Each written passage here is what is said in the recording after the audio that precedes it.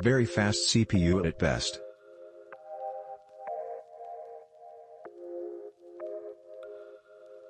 Great powerhouse for my gaming needs.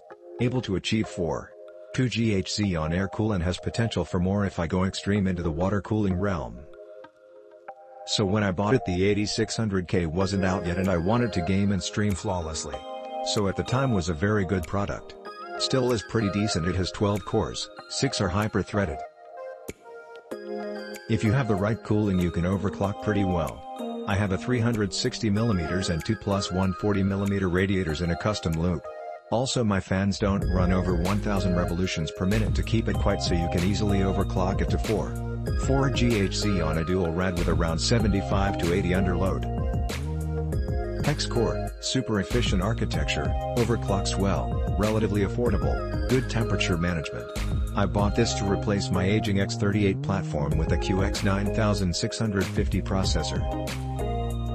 I cannot be more happy about my purchase. The motherboard I use is Asus Sabertooth X99. With the newest BIOS I can easily push all 6 cores to 4.6 GHz under 125 MHz strap.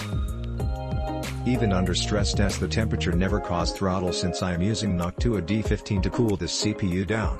Highest I can get is around 4.8 GHz, but that requires one 38 volts V-core, which is not something I would like to run 24/7. In the end I choose 4.2 GHz as my final overclock since it gives me a relative noise-free working environment. I would highly recommend this CPU to power users who does a lot more than just gaming and web surfing. Best CPU for the money. The 6700K might be a little better in games, but it's marginal. But when it comes to bigger workloads, the 5820K crushes the 6700K and performs about the same as the 5960X stock when overclocked. And a 4 to 4.5 overclock is achievable by most, and that's over a GHz over stock clocks not counting turbo. And just having 6 cores and 12 threads is awesome. And most people don't need the extra PSI lanes from its 2 bigger brothers, and more than 2 PSI is just a waste unless you're using them for something other than gaming.